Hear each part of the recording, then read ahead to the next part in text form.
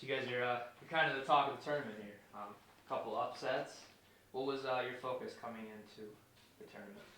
Well, we've done already, I don't know if you know our last season's record, but we're freshmen here, so our first thought was to make a difference on this team, obviously. So we already, our regular season record was already better than it was the last year, and we just wanted to do a step higher than what we were doing in regular season.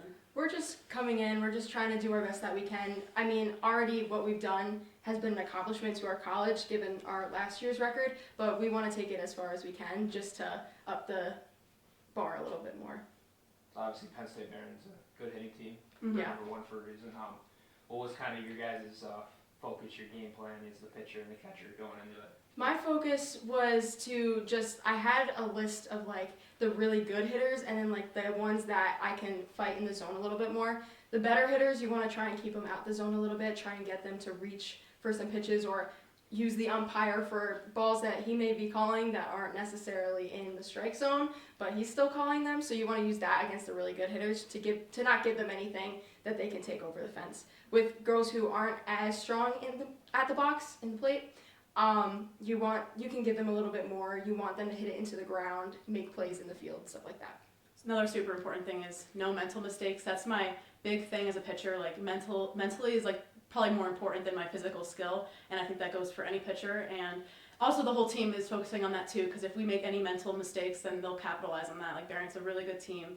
They're a team that you can't make any mistakes at all, so we definitely try to eliminate that game, and I think we did. So obviously, I've seen siblings play together. Usually, you don't see it as the pitcher catcher duo. Mm-hmm. How is that for you guys? It definitely helps a Yeah, lot. we've been playing together since Little League. We've been pitching and catching since we were in 4th grade together. Mm-hmm. So it really helps because I call pitches and stuff, so I know exactly what she can do and exactly how we could use that for different kinds of batters. And having that relationship with one another also helps because I can say things to her that maybe I couldn't say to other people who aren't my sister. So that little bit of a relationship, we know from our mental capacity to each other that we can get it done.